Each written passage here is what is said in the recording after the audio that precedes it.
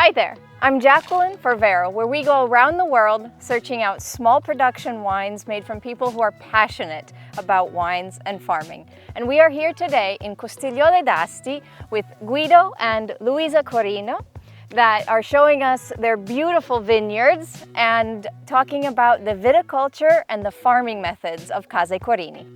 So we are here in your Bricco vineyard. Yeah. This is the Bricco vineyard.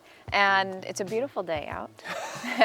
And what I love is it looks so natural and wild here because you guys work with a very special type of soil management, right? Right. Yeah. We work in the only way that we know. That it looks easy because our plot, our vineyard, they looks a little bit more wild instead of our neighbor, but it was a very natural system in the past, and our idea is to keep this kind of relationship between our job, the vineyard, the plants, and the environment in general.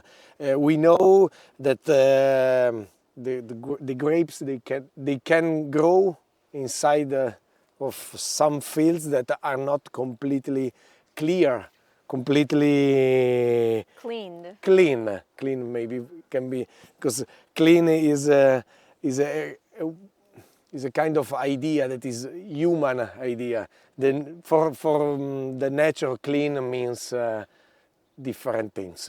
Mm-hmm. And for this reason, but for many reasons, we respect a lot the 99% of the herbs that grow inside of the line. Obviously, is a place where we plant, we use the soil, but at the same time, so we respect the nature of the soil. There's a lot of hay and mulch that you guys leave for the plants, and how does that help the soil? We believe in the life inside of the soil. Mm-hmm. And the life means many things: flower, small herbs, big herbs, and we believe in the completely natural way how they grow. Life means all the microbiotic system that is working inside of the soil. We believe a lot in the layer of the soil. The best layer, I will show you everywhere here, is a kind of first skin of the soil. And this is our skin. Mm-hmm. The real body is down, and this is the soil, okay? The skin is very important because protect the body inside, so the structure of the body. And this kind of job that we do everywhere inside of the vineyard is to protect the soil from the sun first, and to help the microbiotic system to work in the most natural way that we know. And where the herbs are not in the soil, we mulch the system. So we put inside straw or different stuff that we build, and in this way we keep the soil like this, so completely soft. Okay. It looks a big job. But that kind of job you can do once every 2-3 years, and during the other years you don't have to do anything. Just keep it and waiting for new grass.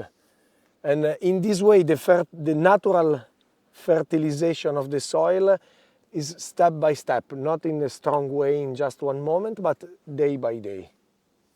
At the same time, so we can save insects, we can save animals, we can save many things that for some producers are not good, for us are very important. To keep the natural balance. Yeah, of the natural balance. Local ecosystem. The ecosystem is the ecosystem is very complex, but we know that the soil is just a different is energy, the soil. There's some beautiful old vines in here, but you guys also, l'inestimento, the grafting, you do here in the vineyard. You don't buy the little shoots that you plant.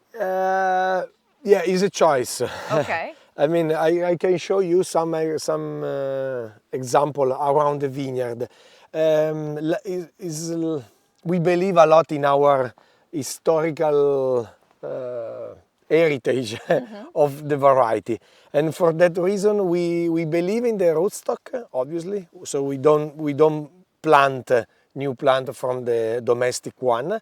So we plant rootstock like many of them are. This is a rootstock, and the rootstock, this kind of rootstock can be planted 5 years ago, something like this. So we grow like a normal plant. Obviously, the plant doesn't make fruits because it's wild, and after a while we graft. Okay.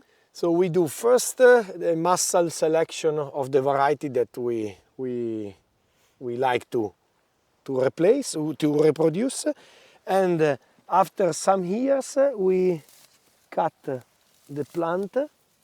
So this is still the roots, wild roots, and this is the bud that we put inside many years ago, and now, as you can see, the bud turn like this and grow a Barbera plant. Okay. After some years, we cut the original plant, and we have a new one. As many producers and many wine lovers know, there are many different ways to graft. We believe in a specific technique that doesn't cut the plant and introduce the new one, but we believe in to join the two plants. Okay. So putting the buds in one side, and after a while cutting and cutting. As you know, as you see here, the old plant is not, it was not cutted close to the new one, but a little bit far away. Okay. And so by doing this, you can ensure that you graft the variety or the grape onto a healthy base, a good foundation. Yeah, exactly. That's already attuned to the vineyard and to the location. It's already in sync with the local ecosystem. Exactly. Going back to when we talk about the climate changing, everything is changing. We have to think about that the plant, they don't move from here since many years, and grapes are the same. If you have a plant that is here since 60, 70, 90 years, they know the weather a little bit, and it's a scientific system that the roots, they remember the plant, they remember the old vintages. What are your oldest vines that you grow on the property? As we talked before, we have different plots in different places around this area, and our oldest vineyard is Barla. Okay. And it is 10 kilometers from here in the direction to Asti. And right now is 95 years old, the plant. Wow. And most of the plants are still alive. Wow, Yeah. 95 years 95 years old. In a little bit, we're going to have to throw a 100th birthday party. we should organize. A Barla-shaped cake. Yeah. So, talking about, we're here in October, almost October, September, and a lot of people are harvesting all around. You guys harvested the Moscato last week. How do you decide when to harvest? How does that...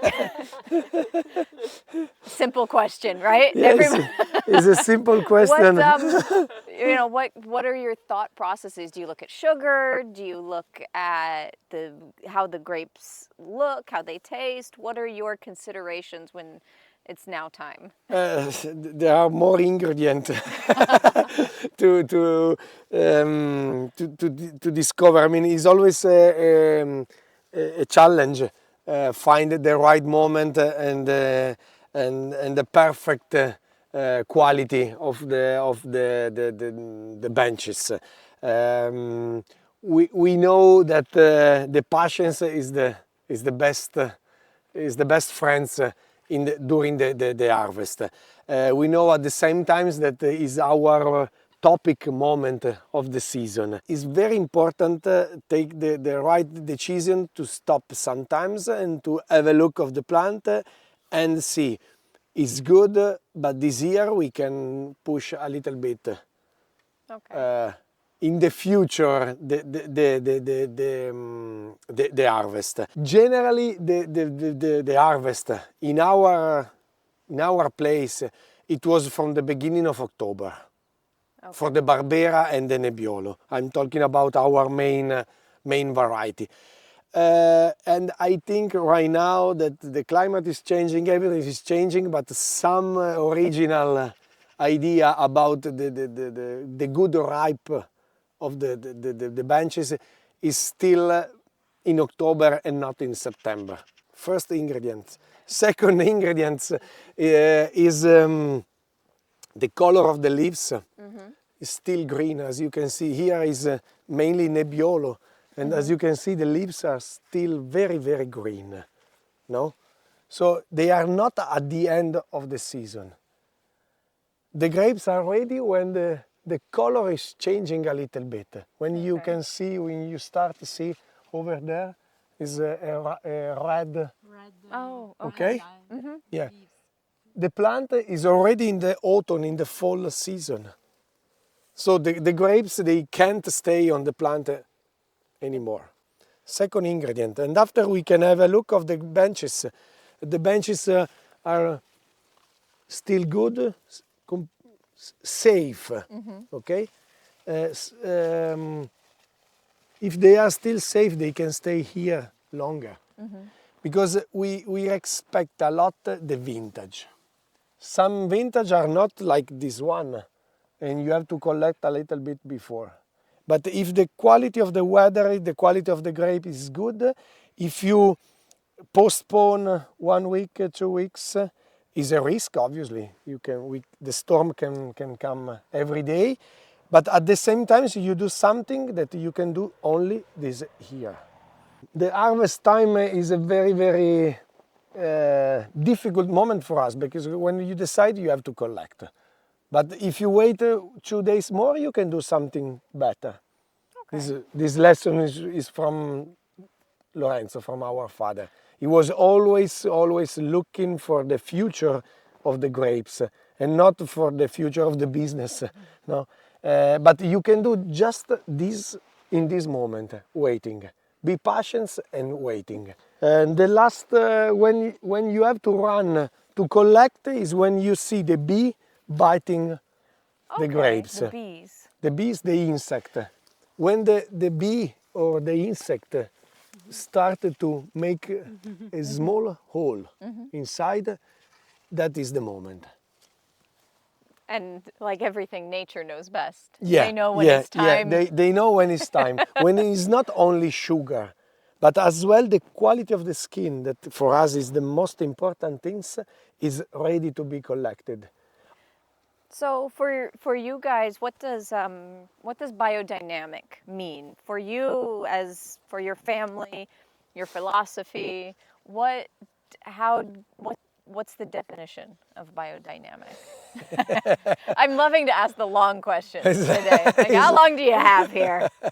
It's a long question. Biodynamic, who knows what is? No, I think that everyone would love to be biodynamic. This means moving and don't hurt nothing. When you plant something, you are not biodynamic anymore, because you are changing the natural system. You are changing the natural way. Biodynamic is a kind of philosophy, and the biodynamic approach can be in viticulture, in the style of life, in in the style of clothes, in many things. You can find many things. And in the philosophy first. I believe in many things that they can help the natural biodynamic life inside of the fields. And I think that there is not only one or 10 rules to follow. There are many of them to follow. We can talk all day long about biodynamic. I mean, when we see the life inside of the fields, life means the soil, that is the butterfly, one insect to be, one flower that grow, means that the system is working. When you see the moon rising, this is biodynamic.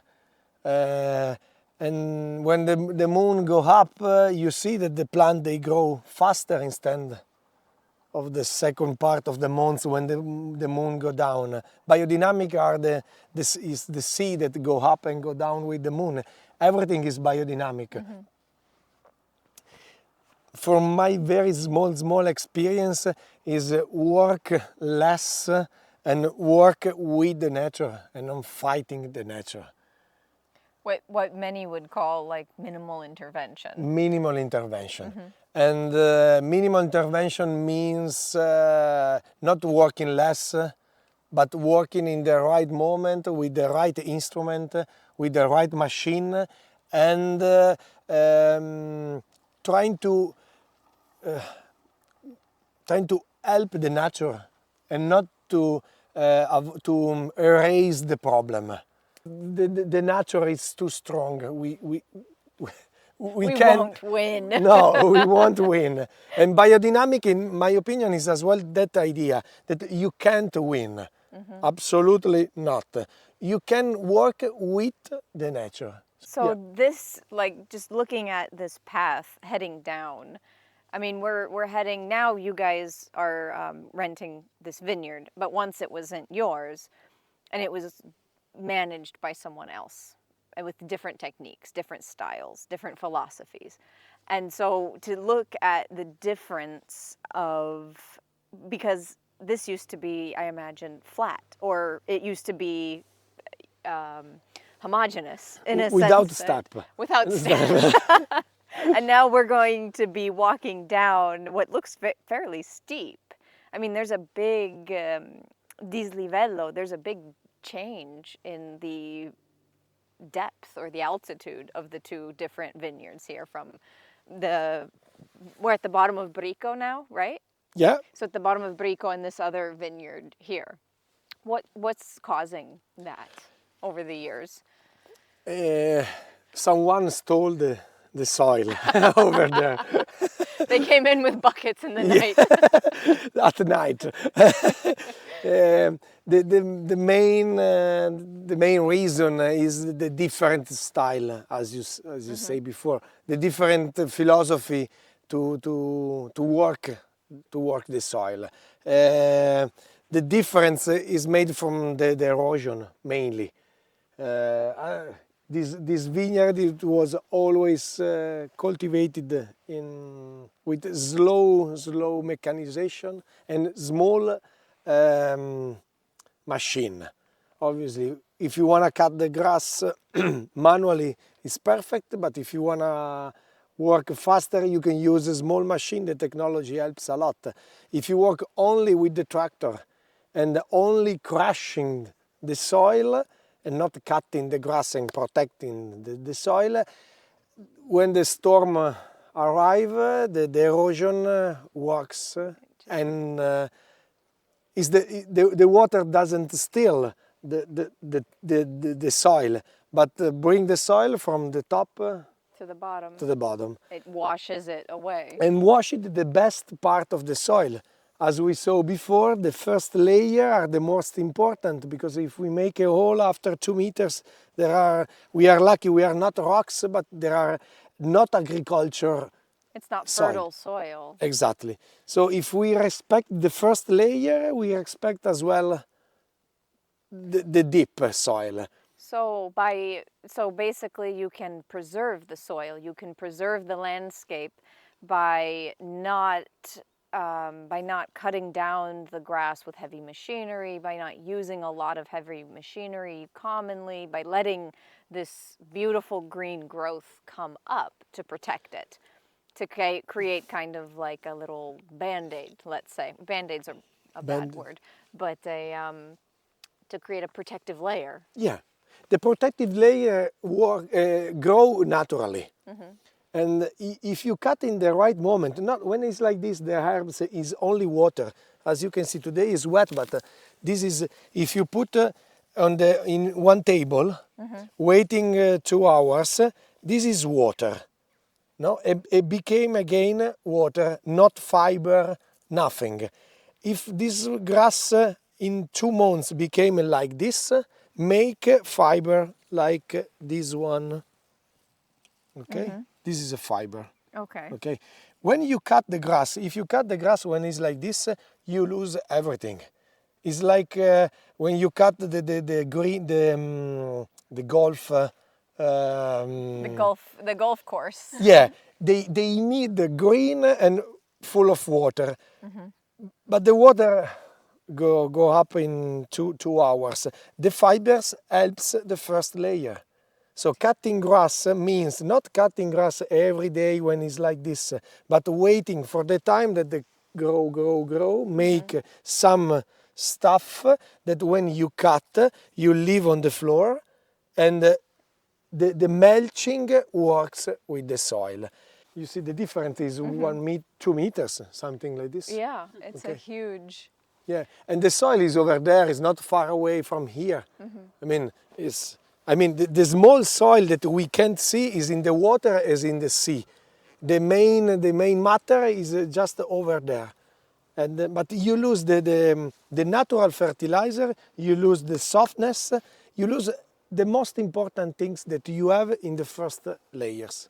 Idea, I'm 5'3", and the edge of the soil is right here, right about my chin level. So that's the difference in the lifetime of an owner. That's how much soil was lost. And how much soil was preserved through your farming techniques. Yeah. And as you can imagine, if in the future you want to plant a vineyard over there, you have 2 meters of soil to lose before them be here. We need to be biodynamic. We need all the instrument, all the ingredients to be biodynamic, and the animals, they helps a lot. The bush helps a lot. One vineyard everywhere, like in many places, is too much. It's not good for the overall system. Exactly. It's not good for the environment. I mean, the birds, they need a place to stay. The insect, the animals, many things. And not all of the soil is suitable for the best wine. So planting everywhere means make a compromise between the business and the wine.